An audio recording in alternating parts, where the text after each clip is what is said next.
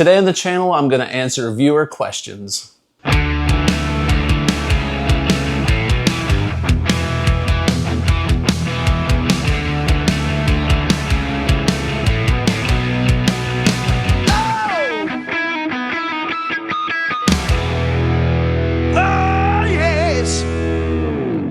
Hey everybody, welcome back to the channel. Today I'm going to answer viewer questions. A little over a month ago, I put a post on my YouTube channel and Instagram for you to ask me any questions you want and I would answer them. So today I'm going to go over those questions and I've got a little over 20 and I appreciate everybody for their participation in today's video. Hope that you find this interesting and we'll do more in the future if you like. Let me know in the comments below. So let's start off with question number one.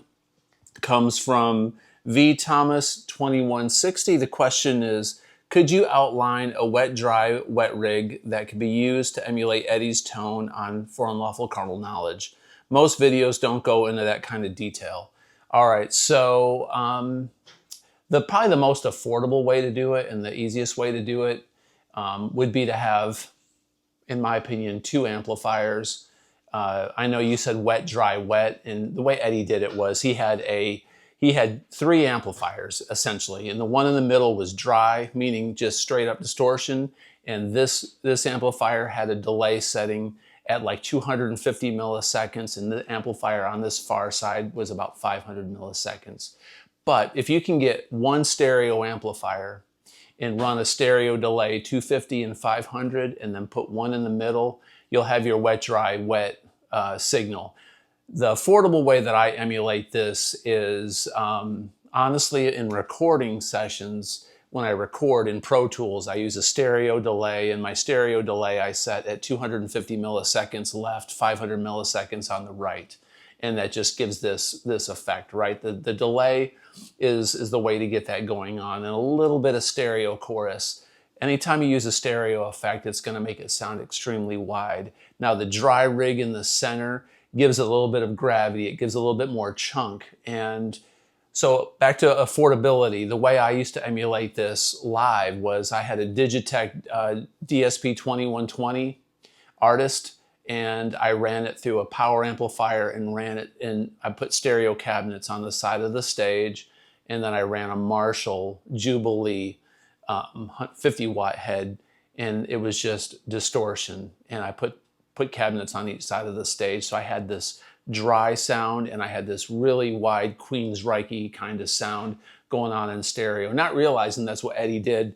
I just like the way that it sounded. So if you get you a nice effects processor with a stereo power amplifier and run a stereo signal right and left and then put a dry amp in the middle, that'll allow you to set your EQs differently. You can set the dry rig kind of mid-range and barky and chunky, and then maybe a lot of high gain and scooped on the outside, or you can do a kind of a clean setting, a clean brittle setting with a lot of chunk in the middle, and that just gives you a lot of depth and warmth.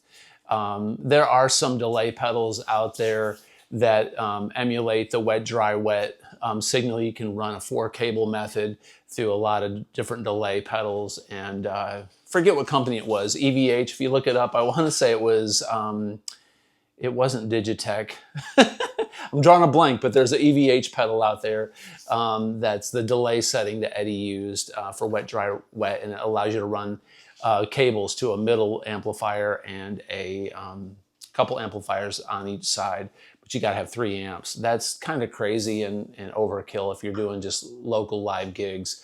I would say in some cases running a dry rig on the left and a wet rig on the right will emulate it just fine. That's what I do these days. I run my Friedman BE 100 behind me that you see here. I run it with a 4x12 and I run delays. It's just a regular mono delay through this amplifier. And then right next to it, I run a dry Marshall. And then when the sound guy mics it up, I'll have him pan it kind of out, you know, right and left, and that kind of gives you that wet, dry signal. A little bit of chorus helps too. I'm not a big chorus fan, but Eddie had a lot of chorus in his patches. He used an Eventide, an H3000 harmonizer, I believe, for his chorus. Those things are crazy expensive. You don't need that. A regular Regular chorus pedal will work just fine. So that's what I would suggest. Hope that answers your question. Next question is from Gregory Griok, HZ2MG. Who influenced you the most to play and keep playing guitar? It changed throughout the year. Probably the biggest influence in my life, honestly, was so cliche to say this, would be, Paul McCartney, John Lennon. I just really fell in love early with Beatles records. My brothers and sisters are 20 years older than me, so I inherited a lot of their tastes, influences, and records. But I wanted to be Lennon and McCartney more than anything when I was a teen. But afterwards, when I started getting into guitar players, Eddie was a big influence because of his parts were so iconic and so cool. It was, his rhythm parts and leads were awesome. But outside of the obvious saying Eddie, I'll say Matthias from Scorpions. Matthias Jabs from Scorpions was a big influence. David Gilmour, huge influence, especially from The Wall, Wish You Were Here. Throughout my college years, studied a lot of Gilmour. Tom Schultz from Boston. I love melody and awesome chord structures. And Joe Satriani. Satriani was a huge influence. Steve Vai was a big influence from Crossroads, but I gravitated more towards the Satriani bluesy side of things and the melodic side. So biggest influences out of all those, I'd say Eddie, Tom Schultz, Matthias, David Gilmour, those guys. All right, cool. It's funny. To keep playing, I would say that I'm very eclectic in my tastes. So what keeps me playing guitar sometimes really isn't a guitar player. It's a guitar tone or a certain type of songwriter. For the last couple decades, probably the last 3 decades, I've really, I've listened to a lot of stuff you probably wouldn't think I listened to. For example, Lucinda Williams, Car Wheels on a Gravel Road. I can listen to that album every single day. And, Tom Petty stuff, Wildflowers, great album. I love production. Steve Clark, Def Leppard, the Pyromania, High and Dry, Hysteria. I forgot to mention, Steve Clark. Phil Collin was a big influence of mine also. I really liked Phil Collin back in the day. So production plays a big important role as far as what inspires me to keep playing. If music really moves you and you're really inspired by a certain song or by music, it makes me want to pick up a guitar, even if it's not guitar-related music. Next question comes from RDT275. Do you have any original music, and how did you and Eddie meet? I do have original music. I've cut about 8 records since I've lived in Nashville over the last 30 years, and on iTunes or Spotify, if you look up Snow Black Sunday, Snow Black Sunday is my original band. We haven't played for a few years due to a lot of different issues, but technically we're still together, but we just haven't played. But we did 3 records. If you look up Dead Hollywood Stuntmen, I'll put those links in the description below for those iTunes. And they're actually on YouTube also. Our albums are on YouTube. So Snow Black Sunday and Dead Hollywood Stuntmen. There's a couple other projects that I've got that I haven't uploaded, or they're just not online currently, but those 2 are available. How did Eddie and I meet? I only met Eddie once, and it was indirectly. In 2004, I had backstage and soundcheck passes at Hershey Park. I've got a video about my experience with my meet and greets with Van Halen in 2004, and we all got to talk to Eddie over the railing and yell questions out to him and talk to him. But Eddie was not the soberest. He was drinking some Smokin' Loon wine, and he was kind of messed up on that tour, even though that was the second date. That saying, never meet your heroes, kind of rings true. It wasn't a bad experience, but it wasn't, that wasn't the Eddie I would love to have met 10 years earlier, let's just say that, or 10 years later. So anyway, it was cool though. One story about meeting Eddie was, the kid in front of me gave him a painting. This father brought his 10-year-old son, and he gave Eddie a painting of something. I don't remember what the painting was. It was a painting of Eddie or a guitar or something, and Eddie almost broke down in tears. He was so grateful about this huge painting that was framed, and Eddie said, "Everybody always asks me for something, and I'm not used to someone giving me anything. They always want something out of me." And that sounds rude, but it was very heartfelt when he said it, and I knew what he meant. And he took the painting, and he was kind of teared up, and he was looking around for something to give the father, and he handed the father an empty smoking loon bottle. I wonder if that guy still has it. That would be cool. All right, next question. True 5150 HD. Tell us more about your VH killer guitar tone. All right, so I'm almost ashamed to admit it, but in YouTube, for my YouTube videos, I use an old Fractal Axe 8 floor modeler. And the Axe 8 is great. It's just like the Axe Effects 1 and 2 and 3. It just doesn't have as much memory. So you can't run 2 amps at once. You can't put as many effects, but it's the same effects, same amplifier models. And I run either a Sir Badger or a Friedman BE model. And I've got some ML Labs Friedman cabinet emulators, IRs that are in there, and they're absolutely killer. The Fractal Axe 8 allows you to use Axe Edit software, which is free, and it's not complicated, and you can edit your tones and your IRs. Very user-friendly, and you got to use your ears and just dial it in. Excuse me. And that's what I use for YouTube. Most of the time I'm using that Friedman BE modeling amp with the ML Labs Friedman impulse responses. I run it in stereo. So I have a stereo, I have 2 different IRs, 2 different types of speaker cabinets that are Friedman cabinets, and I adjust the proximity setting, which is the microphone proximity in those IRs. I tweak it a little bit so it makes it sound really alive. I kind of crank the mid-range up a bit and dial the treble back. Mid-range is very important. And for delays, I run a stereo delay in Pro Tools for production. I run 250 a side, 500 on the other, so it's stereo. Sometimes I run a little bit of chorus, just like I explained in that first question in the video about a wet, dry, wet rig. So I kind of emulate that, okay? For live, I use my Friedman BE 100, and I run a Marshall DSL 100 next to it, or I'll run, maybe my Carvin Legacy. It just changes, but I'll run my delays through my Friedman, and I'll run a dry Marshall on the left, and it kind of gives that, 2 amps live is the secret. You got to run 2 amps. You can EQ them separately, and it just, the spread and the mix just sounds awesome. Multiple amps at the same time. You got to have an A/B switch and keep both amps on. Sound guys hate it. They freak out when you bring that stuff in, but you got to dial it back and not blow everybody's head off. You can get a nice tone at a low volume. But that is the secret sauce. It's also in your hands. Okay, you hear that all the time, but that's true. Next question is from Love Muppets. Have you ever tried 13 gauge strings? And conversely, have you ever tried Billy Gibbons 07 gauge? If so, what was your experience? Yeah, originally in Snow Black Sunday, we were called Dangerous Doll before we changed lineups, and we used 13s. We played in drop C.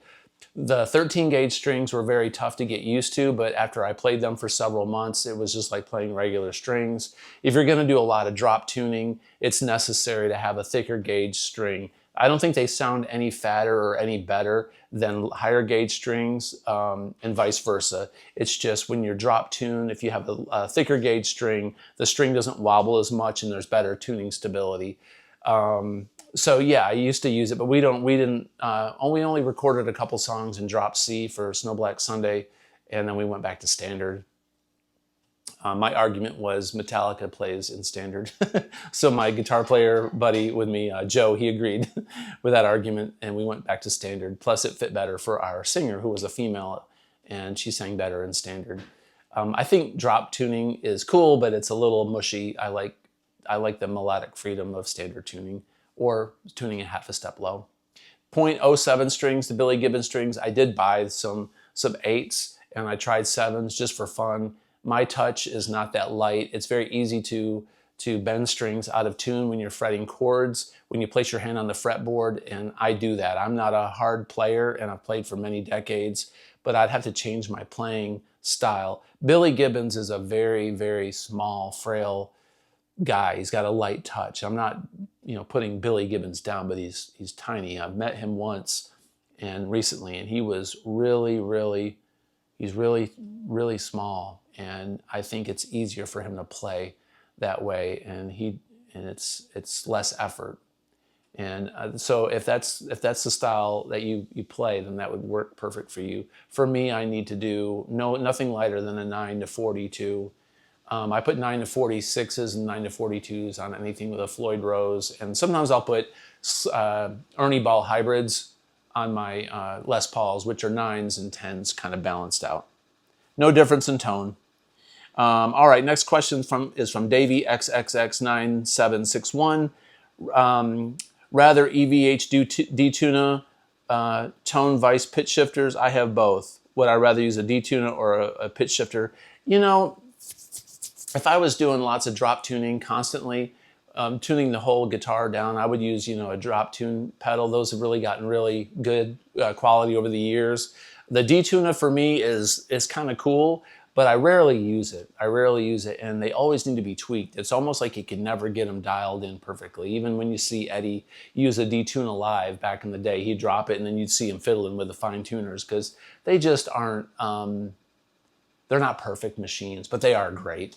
I think I would probably say overall the detuner would be my choice, just because I like just having physical hardware versus less effects and pedals. I don't use a lot of effects. I run a delay through my amp. I use a Crybaby and a tuner, and maybe once in a while I'll use a whammy pedal depending on the gig, or a Phase 90 sometimes. Stuff like that. All right, cool. Next question comes from Carlos Lozada 470. Do you think we will have a band come around that takes the world by storm and revitalizes rock and roll? I think there are bands out there that are revitalizing rock and roll. I think the issue is it's a good and a bad thing. There is a lot of music out there. There's too much music to consume. And with the internet and with iTunes and Spotify and everything, there's just a gluttony of an overload of music. So it's hard to find that band. I don't think we'll ever see anything like we saw in the past. Back when bands like Zeppelin and the Beatles and the Eagles and Van Halen and even like back in the 90s with bands like Alice in Chains and Stone Temple Pilots and Foo Fighters, these bands were huge. We didn't have as much available to us all the time. We live in a day and age where everything is instant, and that creates sort of like ADD in us. We want to go to the next thing before we've consumed what we're already looking at. Myself, I can barely watch a YouTube video anymore for more than 5 minutes. And if you're still watching this video, I commend you. But I can't watch a video for more than 5 minutes because I want to go to something else. I want to consume more. And I don't think as humans we're wired to know as much as we know about the world and to consume as much. I think we've lost the ability to really hyper focus on like one thing and really master it or to consume it. Back when I grew up, you listened to cassettes. I did have some records, but cassettes were the big thing. And you'd put on a cassette and you just let it roll. And we had the radio. And if your song came on the radio, you tried to record it so you could listen to it later. But you're spoon-fed whatever was on the radio. It wasn't so controlled by Clear Channel and playlists. We didn't have satellite radio, so you heard a lot of different varieties. And MTV was popular. MTV played a big role with music videos. It was fresh. It was new, and we were hungry and starved for musicians and bands, and it became a thing. So in that sense, I don't know if we'll see a band ever take the world by storm. We will always have famous bands and musicians that, you look at some of these concerts. For example, Lady Gaga, in my opinion, is probably the biggest pop and rock star on the planet. When you look at some of her shows, the production value and the crowds that she did, what was it, Brazil she recently played with like 2 million people? Those are some massive crowds. Even, don't shoot me for it, but even, artists like Taylor Swift, you could say she's taken the world by storm whether you like that music or not, that resonates with a large fan base. Most bands don't stay together more than 6 years. So there's a small window of time for those bands to make impacts. And a lot of times they make those impacts after they're already gone. So yeah, it's out there. I think we're going to get sick. I think we're going to get sick of artificial intelligence eventually. And I think true music and creativity will always reign supreme. So fingers crossed. We'll see what happens with that. That was a long answer. Probably didn't answer it, but I did my best. Next question comes from GB Hamilton 9420. Good morning, Marty, from over here on the West Coast, the worst coast. I love the West Coast. Why'd you say worst coast? Picking up for basically the first time since '87, and I may be seeing things, but it seems that good players lead their fretting with the middle finger, not their index. They pivot everything from either the thumb and the middle finger. Does that make sense? Yeah, I guess that makes sense. I guess it just depends on what style of music you're playing and how you're taught.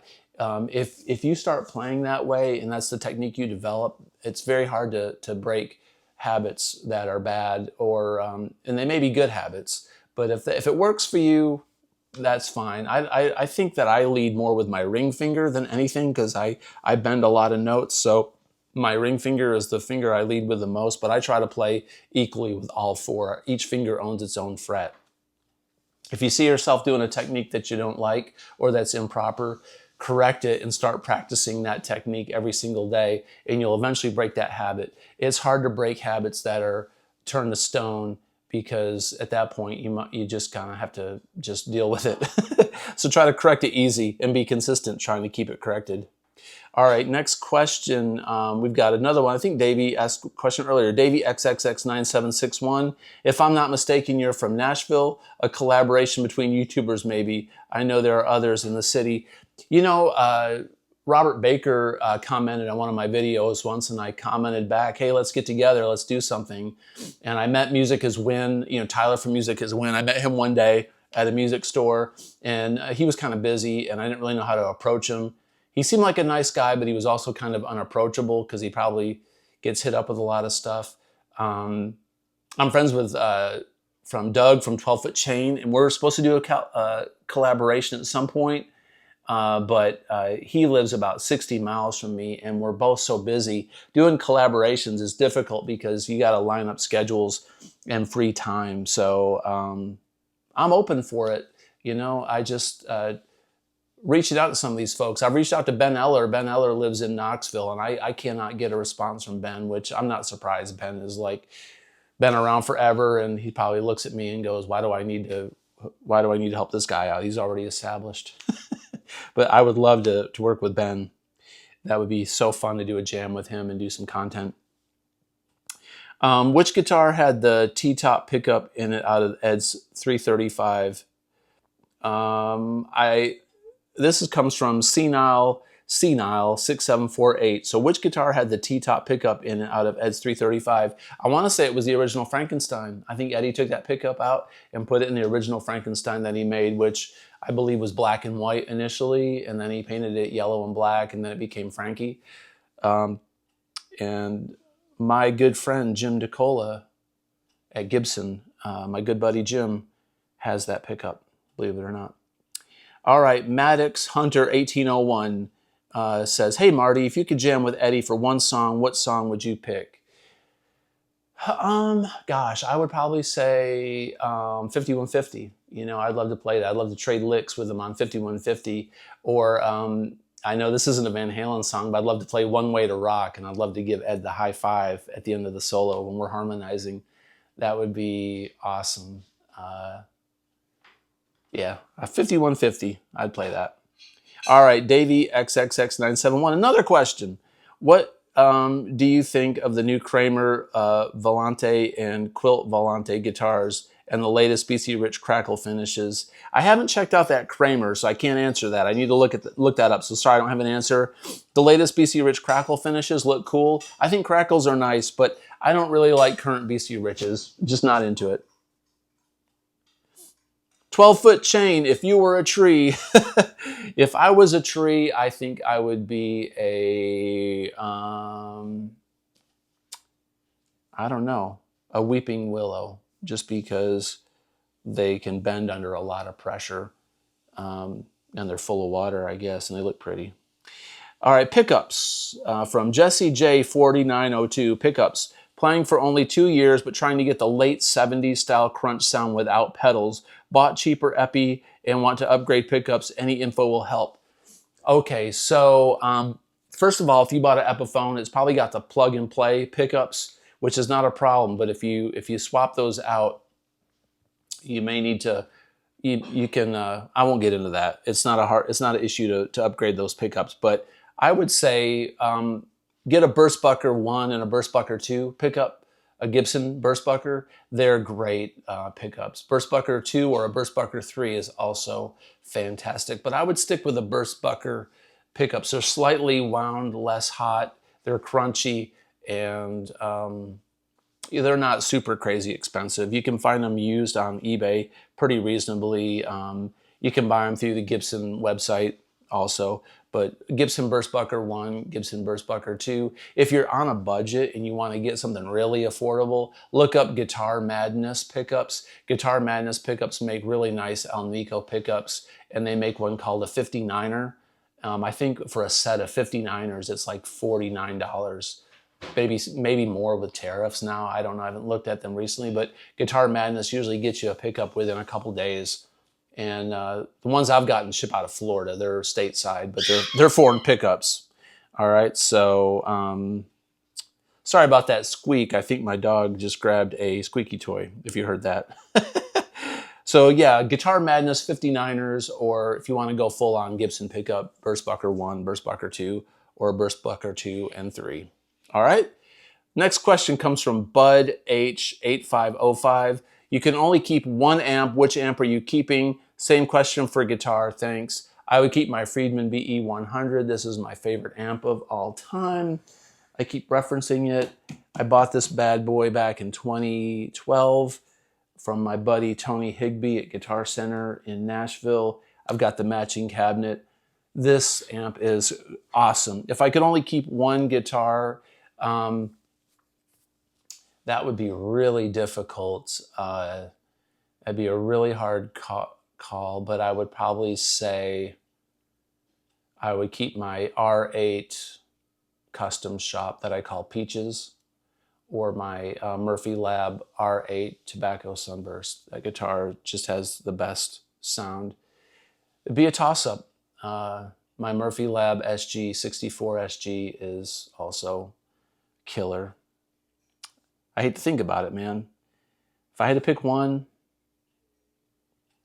I'd probably keep the Tobacco Burst R8 Murphy Lab. All right, next question.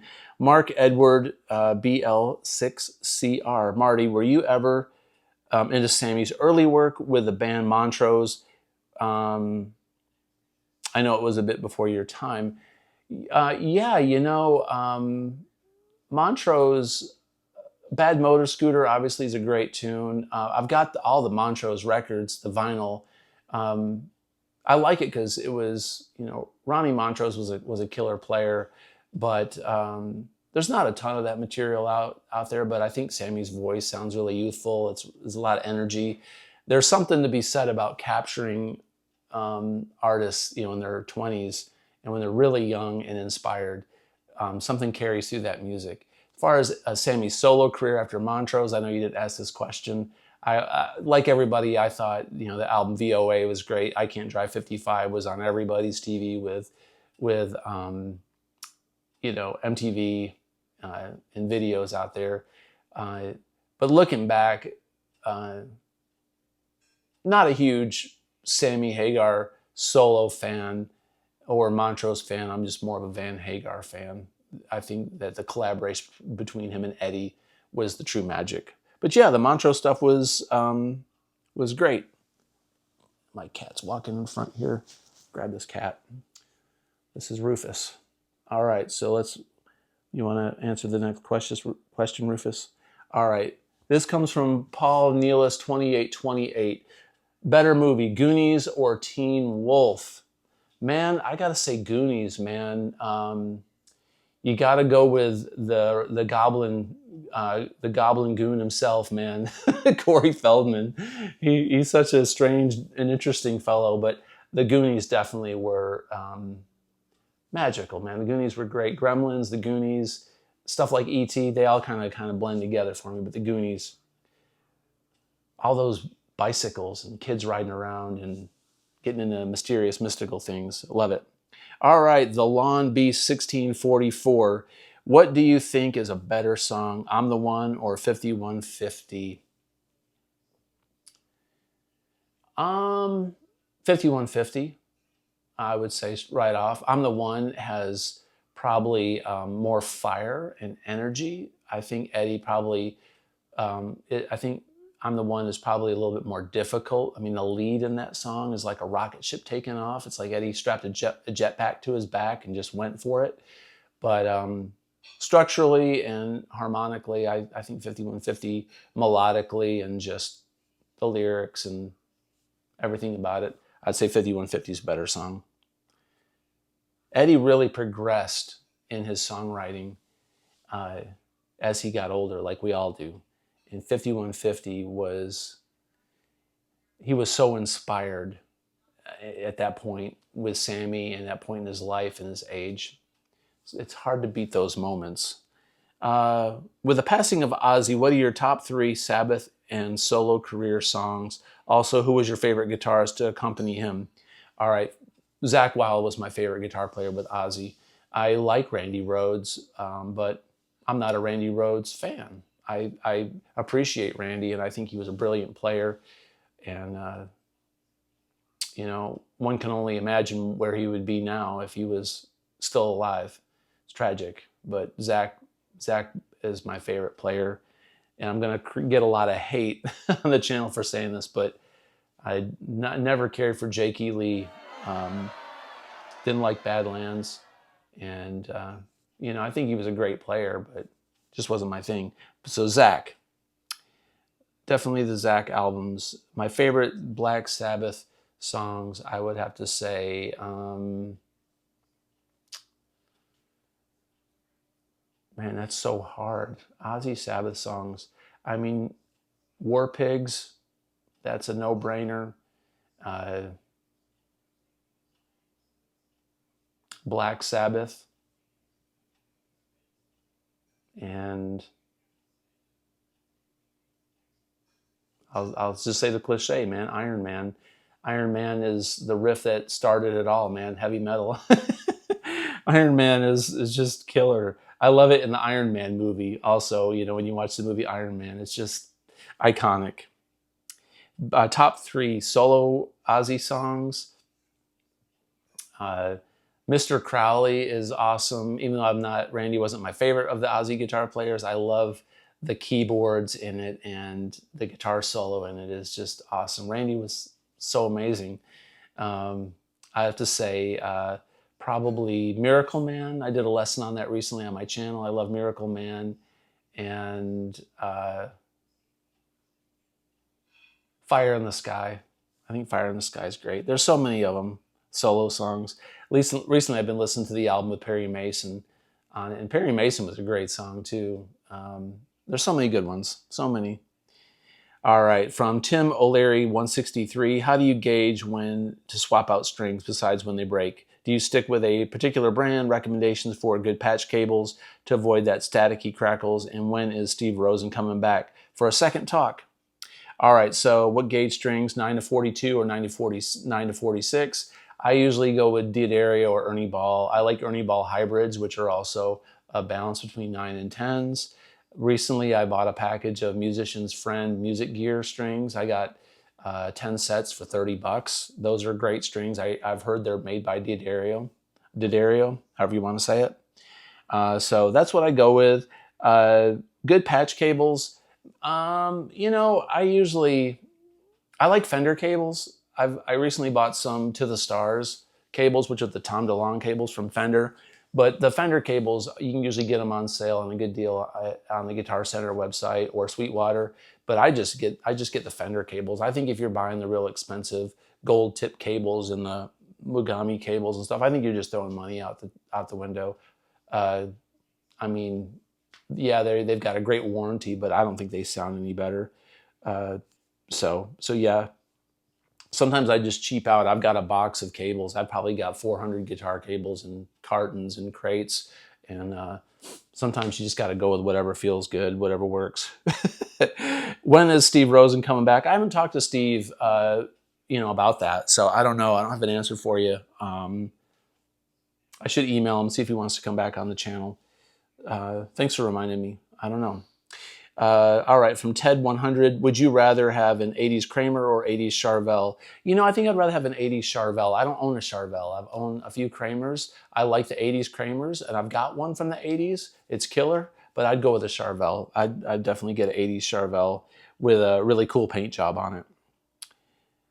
All right, and that wraps it up. That is all the questions that I've got today. So I appreciate everybody posting your questions. Sorry it took so long to get this out. I got really sick. I caught some kind of horrible cold right after I did that post, and I've been really trying to catch up with products that have been sent to me and doing lessons on the channel and trying to keep everything fresh. I appreciate everybody that supports the channel.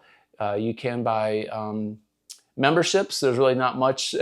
I don't really give much back for that, but if you want to become a channel member, that really helps me keep the lights on here in the studio and the cats fed. Also, if not, just please like and subscribe. Please consider subscribing, I should say. I hate to say that in the video. Everybody kind of gets mad at YouTubers when they say subscribe, but it does help the channel. And a like helps the channel, or helps the video out more than you can possibly imagine. It really makes the algorithm happy. So until next time, have a great day. Peace out.